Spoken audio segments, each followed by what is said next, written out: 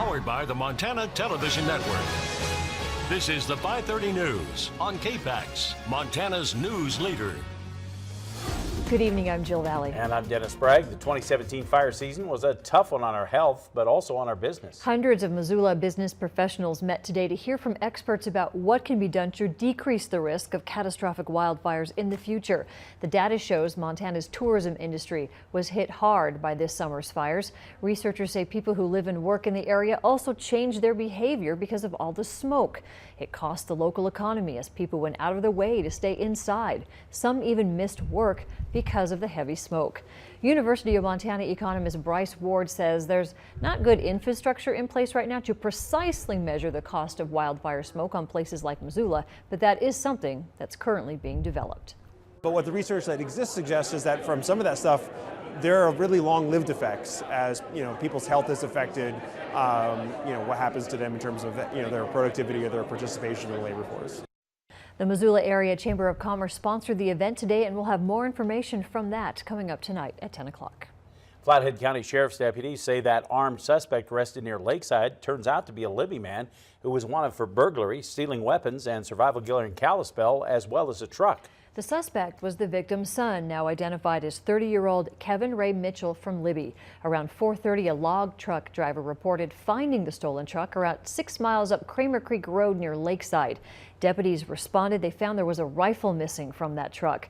Mitchell was reported to be under the influence of meth and unstable at the time, so they sent out an alert to people in that area, warning them to stay inside.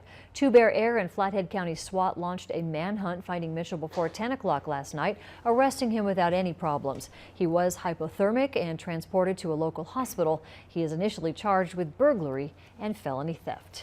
Flathead County Sheriff Chuck Curry says he won't be running for re-election. Curry is currently serving his second term as the sheriff, having been first elected in 2010. He's been a fixture at the sheriff's office for more than 3 decades. As sheriff, he oversees more than 50 sworn law enforcement officers and 50 civilians. At least 4 others have announced plans to run for sheriff, including former Undersheriff Jordan White, as well as deputies Calvin Behringer, Brian Hino, and Keith Sahlberg. While Sheriff Curry hasn't thrown his support to any candidate yet, he says he feels the pool of candidates are all qualified, but says his replacement will face some challenges.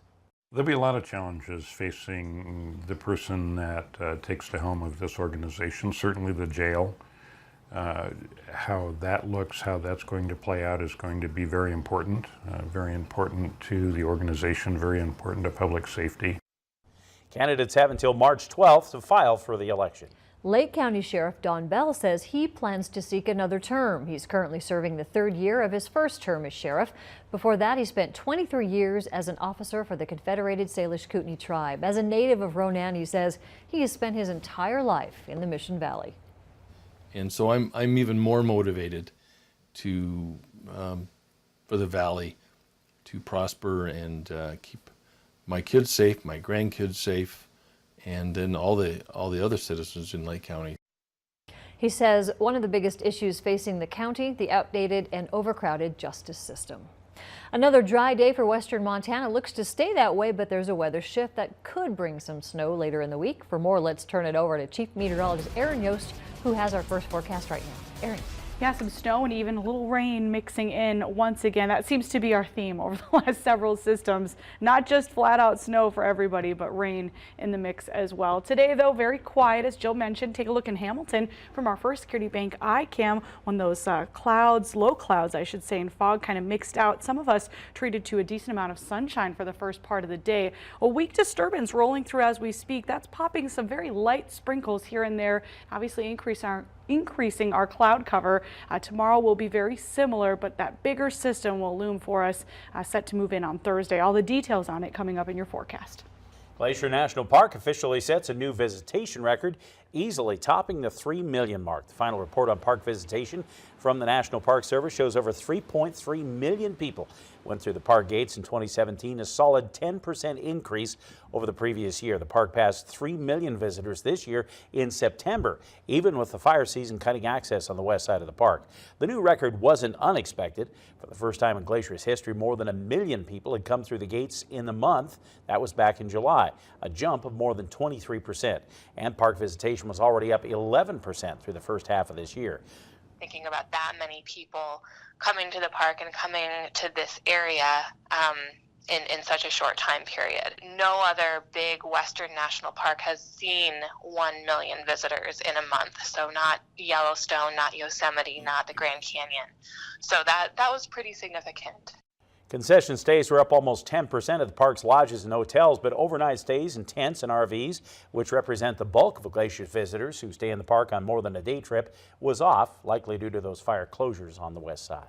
There is a lot on the agenda for the Whitefish City Council tonight, including a vote on the fate of a planned resort housing development. The council will be voting on that 102-unit development plan for Wisconsin Avenue. Also, a conditional use permit requested from a developer to convert a building into a professional office and develop a triplex on West 2nd Street. Members will also adopt amendments to the Whitefish Downtown Master Plan to include new provisions for parking and family housing. That meeting is just after 7 o'clock tonight. Marcus Daly Memorial Hospital administrators say a new $15 million operating room expansion is one of the final pieces to a master plan that's taken years to develop. And the combined projects will not only create new jobs and provide new services, but positions the hospital for long-term success in a changing healthcare market. When the State Commerce Department announced the successful sale of $15 million in bonds for the latest Marcus Daly expansion after Christmas, it marked the start of one of the last major projects for the Hamilton Hospital. There will be 3 new ORs, and the reason we built the 3 new ORs is that the original hospital, when it was built back in 1974, was the state of the art. The technology and the equipment that we have, our space is too small, and so also our recovery area, we don't have enough area. Those new services are fields that weren't envisioned when the new hospital was constructed in the 1970s, including neurosurgery and orthopedic work such as hip and shoulder surgeries. Additionally, a new C-section facility will complement the new birthing areas and maternity care. And then this positions the hospital for the next 30 to 40 years, meeting the needs of the community. And also with the new ORs, we'll be able to recruit other specialists who would like to have new OR accommodations. Contractors are wasting no time getting this project underway. Site preparation is already well advanced, and the plans are to have the full OR facility open 14 months from now. In fact, the C-section facility should be complete later this year. And it's not just the economic boost from the new hospital facilities. The construction will create 90 additional jobs for the duration of the project.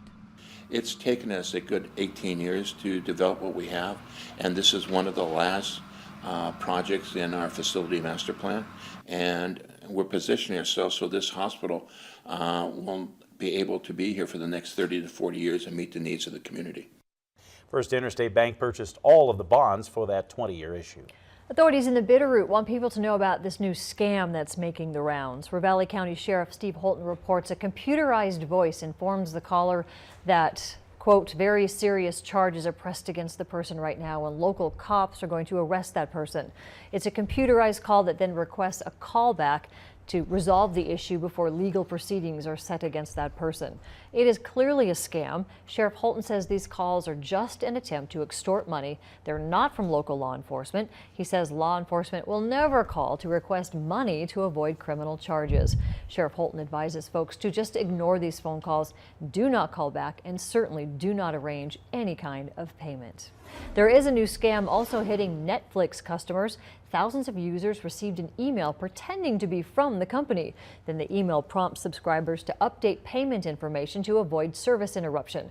A cybersecurity company says users were then directed to what appeared to be an official login page. Netflix says if you're unsure about a link, hover your cursor over it to see where that link actually directs you. And CVS wants more truth in advertising in its stores. The drugstore chain will no longer use manipulated or photoshopped photos on store brand beauty products. They want the real deal. It's also requiring other brands to follow suit within 2 years, and if they don't, CVS is going to put a warning sticker on those ads to make sure you know they've been doctored a bit. How are they going to know that? That's going to require a whole division just to keep track of those. I guess if you're too perfect, maybe that's the... I suppose so. Coming up, Acquire will be getting some new microphones to make some beautiful harmonies, thanks to a one class at a time grant. Also coming up, we'll meet the school resource officer at Stevensville School who implemented a program to teach kids they're too good for drugs. That's still ahead here on KPAX.